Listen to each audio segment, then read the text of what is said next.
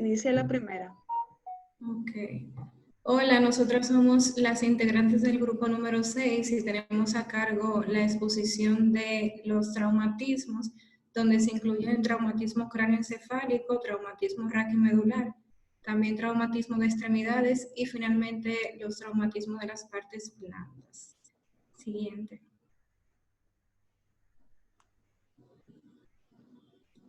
Mi nombre es Yeisa Maciel Peguero Peña y yo voy a hablarles acerca de trauma cráneoencefálico.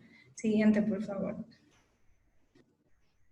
Bien, este se define como una lesión física o deterioro funcional del contenido craneal que ocurre secundario a un traumatismo que puede intercambiar de manera brusca la energía mecánica. Estas alteraciones se pueden evidenciar a través de la pérdida o la disminución de la conciencia, también por una amnesia retrógrada, una amnesia anterógrada, déficit neurológicos donde se incluye astenia, pérdida del equilibrio, trastornos visuales, dispraxia, pérdida sensitiva y también afasia. Y también puede manifestarse con alteraciones del estado mental al momento del traumatismo, que estas ocurren en forma de confusión, desorientación y pensamientos ralentizados. Siguiente. Las lesiones que ocurren con mayor frecuencia luego de un traumatismo cráneoencefálico o de manera secundaria a este se dividen en tres partes, que son las lesiones intracraneales, que aquí se incluyen hematomas, contusiones y lesiones cerebrales difusas. Otra parte son las lesiones craneales, que aquí se puede presentar en forma de fracturas o de desplazamiento del cráneo. Y finalmente las lesiones extracraneales, que son básicamente las lesiones del cuero cabelludo. Siguiente. Las manifestaciones clínicas del trauma cráneoencefálico dependen principalmente del tipo de trauma que sea y de la parte del cerebro que esté afectada. Entonces, es importante, antes de mencionar las manifestaciones, realizar una clasificación de los traumas. Siguiente. Esta clasificación depende en primer lugar del nivel de conciencia en el que se encuentra el paciente. Esta se valora a través de la escala de Glasgow en una evaluación inicial. Entonces tenemos un traumatismo cráneoencefálico leve cuando el paciente se encuentra en una escala de Glasgow entre 14 y 15 puntos. Estos pacientes experimentan una pérdida de la conciencia menor a 30 minutos, se quejan de dolor de cabeza, confusión y amnesia. Y estos pacientes tienen una recuperación neurológica completa, a pesar de que algunos de estos tienen dificultades para la concentración y también pérdida de memoria pasajera. Siguiente. Traumatismo cráneoencefálico moderado. El paciente se encuentra valorado en la escala de Glasgow entre 9 y 13 puntos. Este paciente tiene letargo y estupor, requiere hospitalización y puede que necesite una intervención neuroquirúrgica. Tiene probabilidades de que hayan hallazgos anormales en las técnicas de neuroimagen. Puede desarrollar también un síndrome de postconmoción, que este se caracteriza por fatiga, marea, cefalea y dificultad para la concentración. Siguiente. Y el trauma cráneoencefálico grave o severo, el paciente se encuentra con una escala de Glasgow entre 3 y 8 puntos.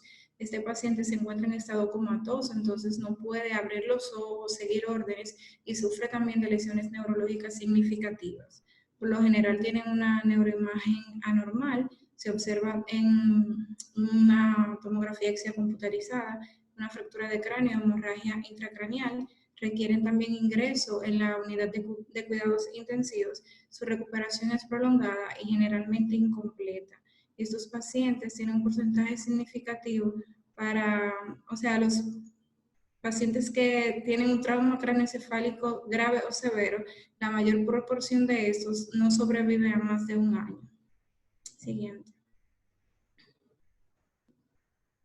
En cuanto al diagnóstico, este es principalmente clínico, o sea que a través de la historia clínica podemos tener mucha información que nos oriente hacia el diagnóstico de un trauma cráneoencefálico, pero también es necesario que nos apoyemos con estudios de imagen y estudios de laboratorio. Entonces, dentro de los estudios de imagen se Utilizan principalmente la radiografía de tórax, radiografía de pelvis y columna cervical. También la tomografía axial de cabeza sin contraste, aunque también se puede utilizar imágenes de resonancia magnética. Y dentro de los estudios de laboratorio, entonces se incluyen el conteo de hematológico, química sanguínea, tiempo de coagulación, gasometría y análisis de orina. Continúa. Finalmente, el tratamiento de un traumatismo craneoencefálico se divide en dos partes. Un manejo prehospitalario que se basa principalmente en el manejo de la presión arterial y la oxigenación del paciente y también la hiperventilación. Y ya el tratamiento hospitalario es ya un manejo más especializado, donde el paciente quizá debe ser atendido por neurocirugía y debe mantenerse con una monitorización constante de la presión intracraneal, debe manejarse la presión de perfusión cerebral. También se utilizan tratamientos para disminuir la presión intracraneal y la terapéutica nutricional. Eso de mi parte los dejo con mi compañera que va a continuar con el traumatismo raquiomedular. Gracias.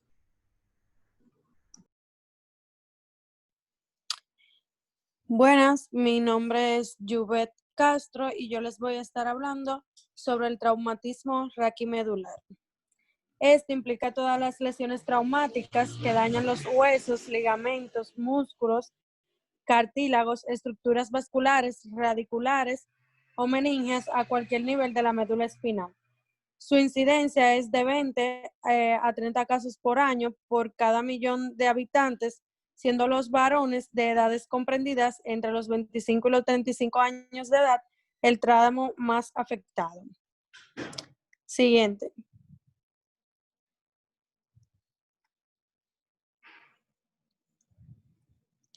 Siguiente, por favor.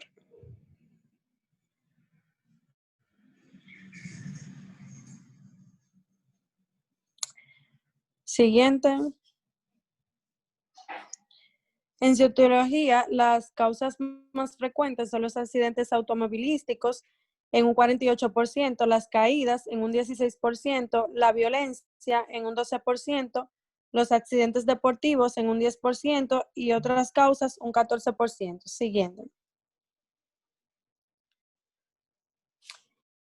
En su fisiopatología, podemos ver que el trauma raquimedular se dan dos procesos. Un proceso de daño primario que incluye el trauma mecánico inicial dado por la energía directa debido al desplazamiento de las estructuras de la columna vertebral, tales como los huesos, discos o ligamentos hacia la médula espinal. Y este mecanismo a su vez produce disrupción axonal, daño vascular y muerte cerebral inmediata. El proceso de daño secundario, este comienza con cambios progresivos vasculares debido al trauma inicial que llevan a edema e isquemia.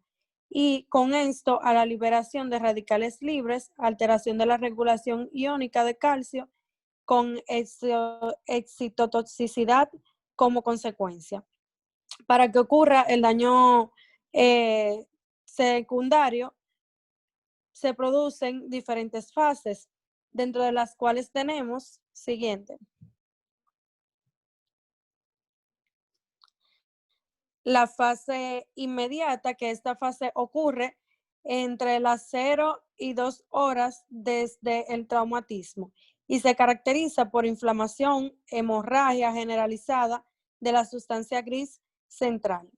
La fase aguda, que ocurre entre 2 y 48 horas a partir del trauma, y esta fase se caracteriza por la alteración de la regulación iónica, excitotoxicidad, lesión mediada por la liberación de radicales libres, aumento de la permeabilidad de la barrera hematomedular, secundario a mediadores de la inflamación que exacerban la respuesta celular inmune.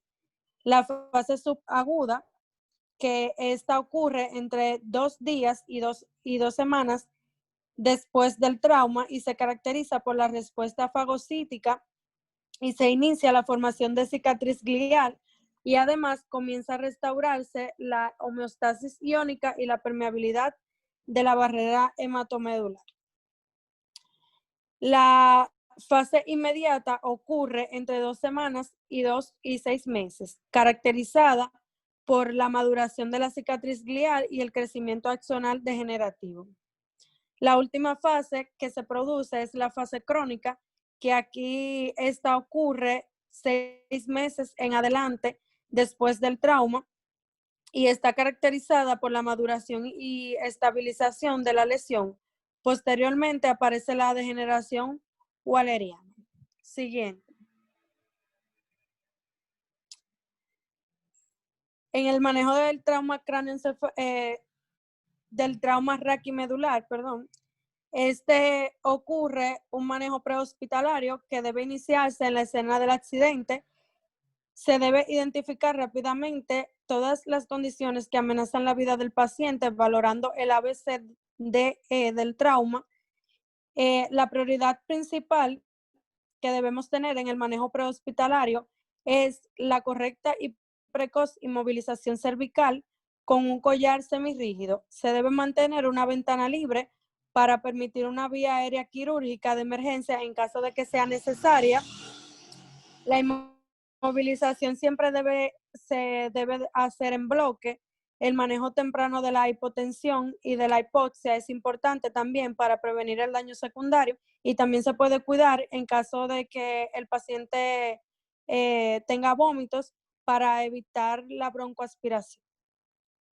Ya en el manejo hospitalario, a la llegada al hospital siempre se debe reevaluar el ABCDE del trauma y posteriormente realizar una evaluación global al paciente. En caso de ser necesario, se debe realizar manejo de la vía aérea mediante intubación y se debe mantener una oxigenación adecuada de la sangre mediante ventilación y la estabilidad hemodinámica para lograr una buena perfusión tisular. Las complicaciones más graves del trauma raquimedular son las cardiovasculares y las respiratorias. Siguiente.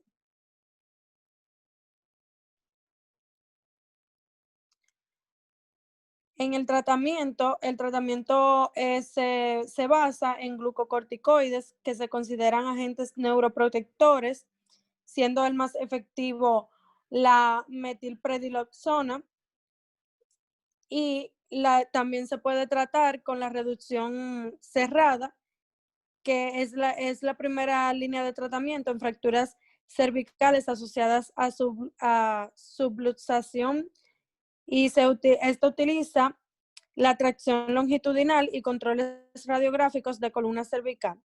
Se pueden utilizar para estas relajantes musculares y analgésicos que son de gran ayuda. En el tratamiento quirúrgico está indicado en fracturas torácicas y lumbares. Aún no se tiene claro cuándo es el mejor momento para iniciarlo, por lo que se realiza cuando no existen contraindicaciones. Ya en terapias emergentes se puede realizar hipotermia terapéutica y se utilizan agentes neuroprotectores como el riluzol, minoxiclina y el litio. Siguiente. El pronóstico para estos pacientes es malo, puesto que la tasa de mortalidad en los pacientes con trauma raquimedular al ingreso al hospitalario es muy alta y depende de la edad del paciente, de sus comorbilidades, de si existen otras lesiones sistémicas, del nivel de la lesión de la médula espinal, entre otros factores. Y las terapias actuales han permitido disminuir la mortalidad, pero aún no existen tratamientos que logren manejar y mejorar sustancialmente en la recuperación neurológica. Esto ha sido todo de mi parte. Los dejo con mi próxima compañera.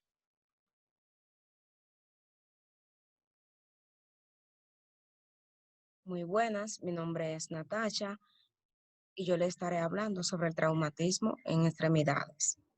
Siguiente, por favor. El traumatismo en las extremidades no suelen suponer un riesgo vital, aunque según su tratamiento puede dejar secuelas graves con distintos grados de discapacidad. Entre los distintos tipos de traumatismo tenemos los esguinces, las luxaciones y las fracturas. Siguiente, por favor. Un esguince o torcedura es la rasgadura, torsión, distensión o estiramiento excesivo de algún ligamento. Esta se produce debido a un movimiento brusca, caída, golpe o una fuerte torsión de la misma que hace superar su amplitud. Siguiente, por favor. Los signos y síntomas, varían dependiendo de la gravedad de la lesión y pueden incluir los siguientes: dolor, hinchazón, hematoma, capacidad limitada para mover las articulaciones afectadas, escuchar o sentir un pop en las articulaciones en el momento de las lesiones. Siguiente, por favor. Existen 3 tipos de esguince que son las de grado 1. Siguiente, por favor. La de grado 1. Grado 2, siguiente por favor, y la de grado 3, que la de grado 3 es la más peligrosa ya que esta provoca ruptura de uno o más ligamentos muy dolorosos en la hinchazón. La hinchazón de esta ya es inmediata y la movilidad es mínima ya. El periodo de recuperación varía en función del número de ligamentos rotos. Siguiente, por favor. Entonces tenemos ahora la luxación, que estas son lesiones en las que se produce una separación de las superficies articulares de una articulación. Es decir, se produce una salida del hueso de su sitio habitual, pero sin que exista una rotura del mismo. Se denomina subluxación cuando la pérdida del contacto de los huesos con la articulación no es total. Siguiente, por favor. Entre las causas tenemos que la mayoría de las luxaciones se producen por traumatismo directo. También ocasionalmente es por rotaciones o malos movimientos y en algunos casos también por estrés. Entre los síntomas tenemos un dolor muy intenso en la zona lesionada, deformidad de la articulación, hipotesia funcional con la pérdida del movimiento normal de la articulación, inflamación y hematoma. Next.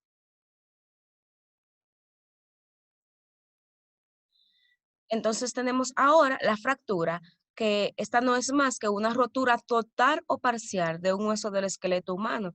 Esta rotura puede ser completa afectando a todo el hueso, también puede ser incompleta sin que se llegue a romper todo el perímetro del hueso. Siguiente.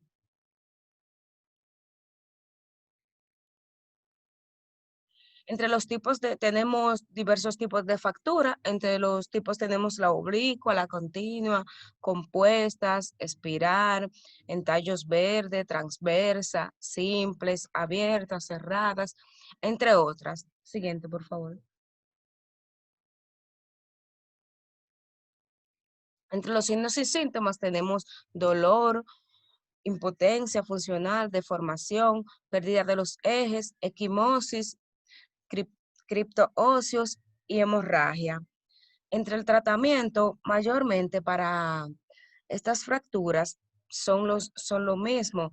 Tenemos que la atención a la emergencia, un tratamiento definitivo, también tenemos que la rehabilitación,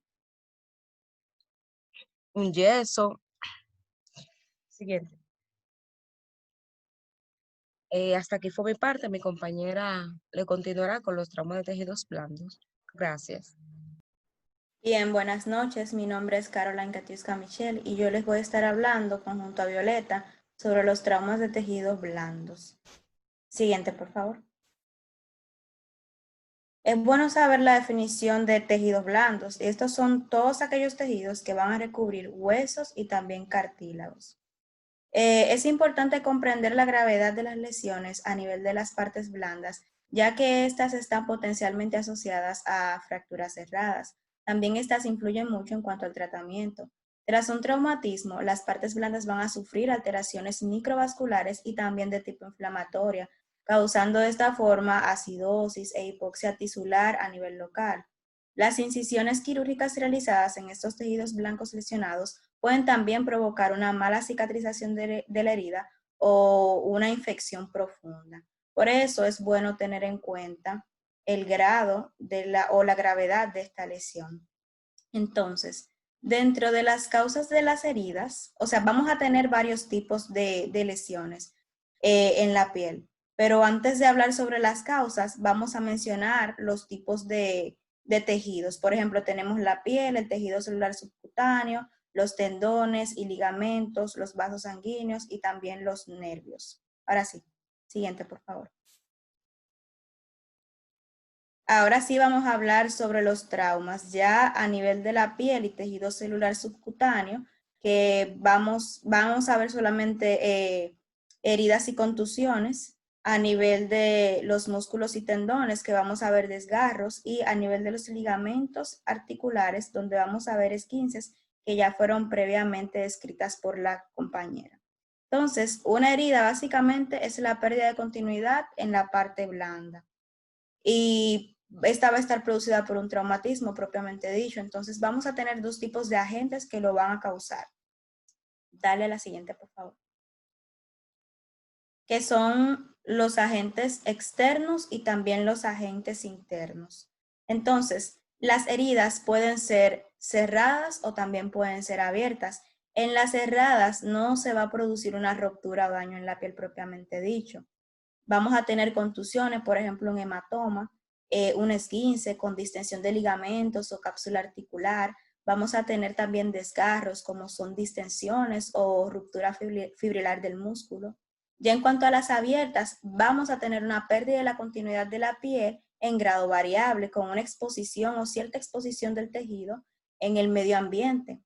Ya hablando de una contusión, esta va a ser a consecuencia de un golpe en la piel propiamente afectada. Este tipo de lesión en la piel y tejidos es más profundo y es ocasionado, o sea, se ocasiona inicialmente o va cursando con un edema. Luego vamos a tener un hematoma propiamente dicho, que puede llegar a impedir la circulación sanguínea y de esta forma producir una mayor destrucción e incluso también mayor afección a nivel de los órganos que rodean la parte que fue afectada previamente dicha. Siguiente, por favor. Vamos a tener la clasificación de las heridas ahora según el elemento que las va a producir. Entonces, primeramente tenemos los elementos cortantes o incisos. Van a estar producidos por objetos tanto como latas, vidrios, cuchillos.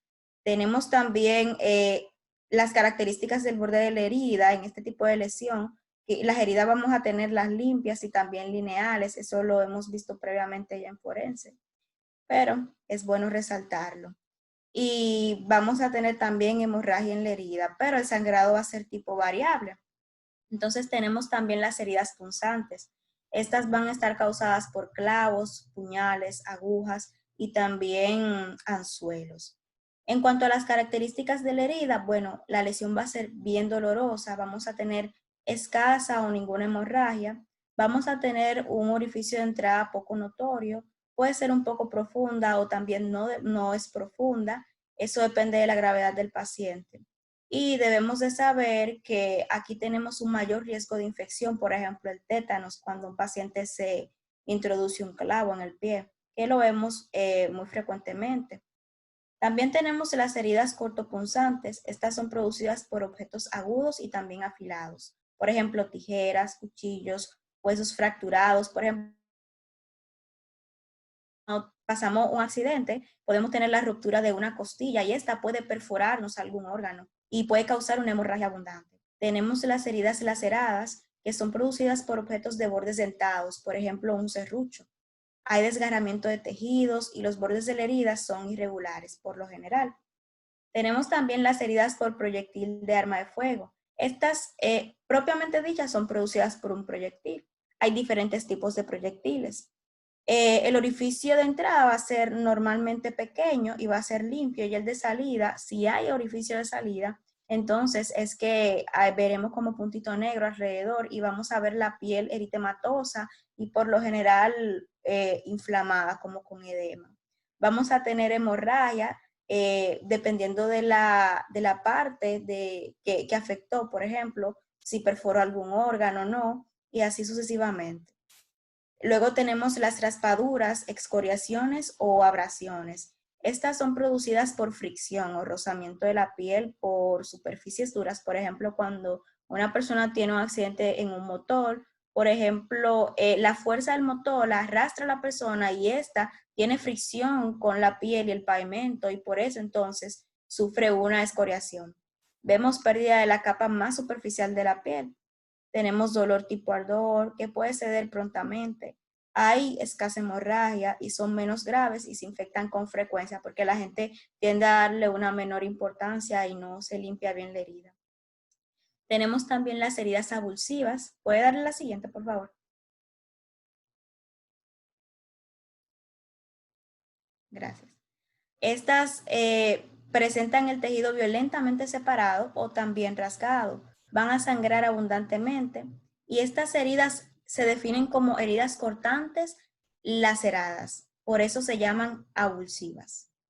Luego tenemos las heridas contusas que van a estar producidas por elementos romos, como por ejemplo las piedras, los palos, los puños y objetivos duros. Vamos a tener un dolor continuo moderado con incremento a la palpación. Vamos a tener edema también y hematoma. Ese tipo de heridas lo vemos mucho en la infancia. Tenemos también hemorragia, pero puede ser escasa o también puede ser extensa, dependiendo del tipo dependiendo de la fuerza con la que se haya lanzado el objeto. Aquí vamos a tener bordes los bordes de la herida van a ser un poco hemorrágicos y ulcerados y potencialmente pálidos en algunas ocasiones. Y por lo general la herida va a estar sucia, ya sea de tierra o polvo. Siguiente, por favor. Ahora vamos a hablar de la herida según la gravedad. Estas pueden ser simples o también pueden ser complicadas. Las simples solamente van a afectar la piel, es decir, van a ser heridas vanamente superficiales. Ya las complicadas son más extensas y son profundas y tienden a causar hemorragias abundantes, como por ejemplo, como yo dije anteriormente, debido a un choque puede haber fractura de una costilla y esta puede perforar, por ejemplo, un pulmón, el hígado o cualquier órgano diana. Siguiente, por favor. Vamos a tener las medidas preventivas. Debemos de recordar que cualquier accidente que le ocurra a una persona puede causarle una herida.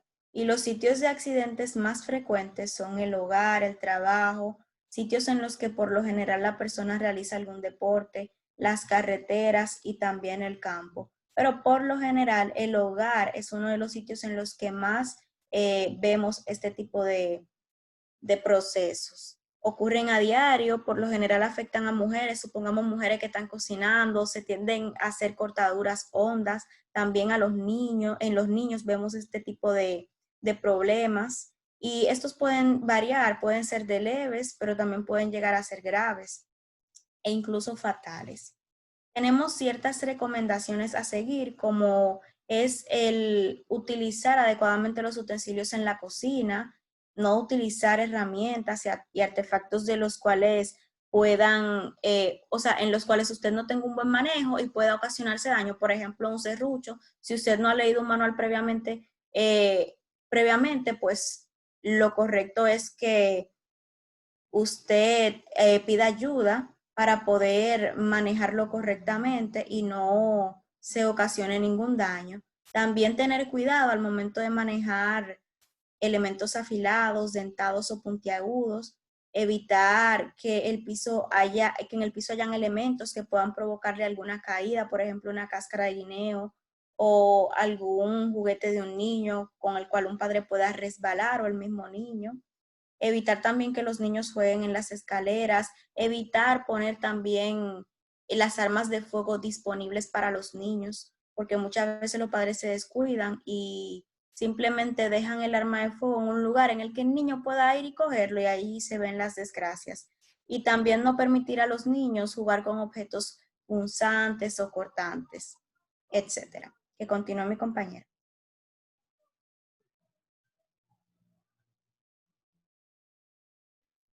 Bien, muy buenas noches. Yo soy Violeta Bautista y continuaré con el tema de traumatismos de partes blandas.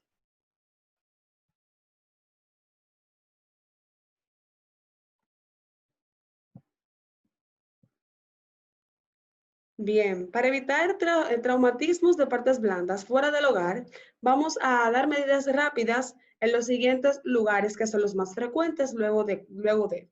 En el trabajo vamos a identificar puertas de vidrio, asegurar las máquinas, el personal en que esté entrenado adecuadamente, el personal de maquinaria pesada.